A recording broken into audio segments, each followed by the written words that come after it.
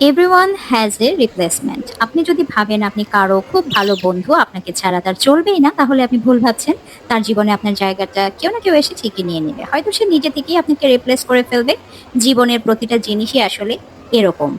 কোনো কিছুই কারো জন্য থেমে থাকে না। এর মাঝেও তবুও আমি জীবনে ২-৪ টা মানুষ দেখেছি যাদের কাছে হাজারটা বেটার রিপ্লেসমেন্ট থাকতেও তারা শুধু সেই মানুষটার জন্য নিজেদের জীবনে একটা ফাঁকা জায়গা রেখে দিয়েছে সবসময়। এই যে পাখিটা, সে তার সঙ্গীকে হারিয়েছে, তবুও যখন তাকে খাঁচা থেকে ছেড়ে দেওয়া হলো সে উড়ে যেতে পারছে না। কিসের মায়ায় যেন সে আটকে আছে। ঠিক এরকম মানুষও সেই জায়গাটা কাউকে আসলে দিতে পারেনি, বা সে তার জীবনের ওই জায়গাটা কাউকে নিতে দেয়নি। কারো জীবনে ঠিক ততটুকু গুরুত্বপূর্ণ মানুষ হয়ে উঠতে পারা বা কারো জীবনে ওইটুকু মূল্যায়ন পাওয়া ভীষণ রকম ভাগ্যের। আর আপনি যদি এরকম কাউকে পেয়ে থাকেন, তাহলে সেই ভাগ্যবান মানুষদের একজন আপনি, যে কিনা বন্ধুর মতো বন্ধু পেয়েছেন বা কোনো একজন মানুষের সত্যিকারের ভালোবাসা পেয়েছেন। সবার জীবন এরকম কেউ থাকে না। এটুকু সবাই আসলে পায় না।